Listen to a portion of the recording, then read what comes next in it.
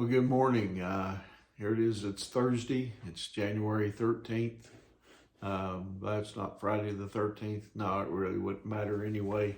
I'm not superstitious anyway. But anyway, it's Thursday, and we're about to get through another week. And anyway, I hope that you're doing well this morning, and glad that you've joined if you've been able to. But anyway, I want to share with you a devotional entitled "A 5-Star Recommendation."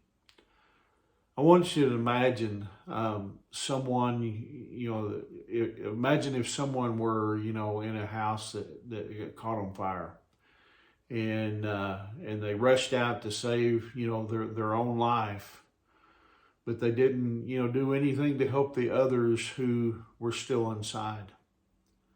Worse yet, they didn't even call the fire department. Instead they walked off and they acted as though it didn't happen. I mean, not only would that be wrong, but it's even considered a criminal act. Or let's say that a physician, ran a series of tests or on a patient and realized that person person, could be treated with a course of antibiotics or perhaps a simple surgery. But the physician, felt, uncomfortable, even awkward, about telling the patient, some bad news. And so instead, he sent the patient away saying, "You're good to go." I mean, that's an irresponsible doctor. So let me ask you, how much worse would it be to know, the way to heaven? To know the way for someone to be forgiven, of their sins, and then, and find the meaning and the purpose, of their life, and then just not tell them. That's why not sharing the gospel can be a sin. It's really not an option for us. I want you to understand, sin has many definitions. I mean, there are sins of, commission, and there are sins of omission. A sin of commission is breaking, a commandment and crossing the line. It's doing something that we know is wrong. Now, on the other hand, a sin of omission is not doing something that we know is right.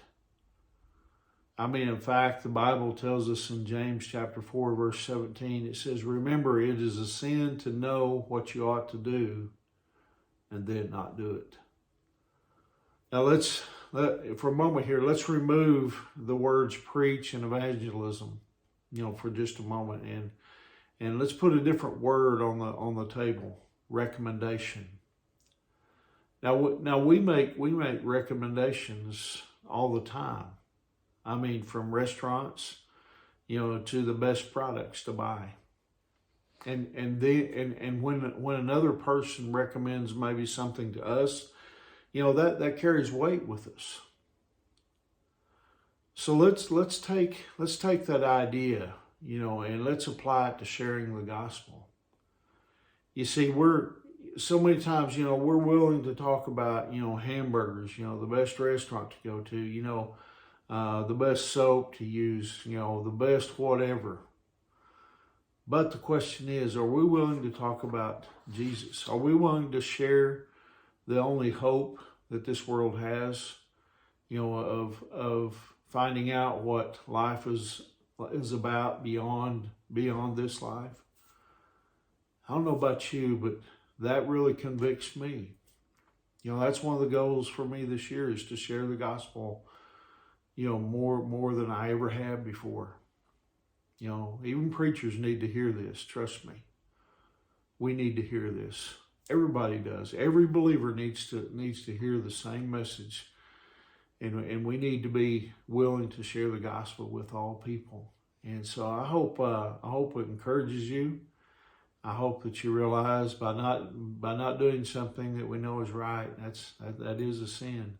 And so let's just be vigilant this year, and let's share the gospel with everybody we meet. But anyway, remember Angie and I, we love you guys, and we're certainly praying for you. And hope you have a wonderful day. And Lord willing, I'll see you tomorrow morning. God bless you.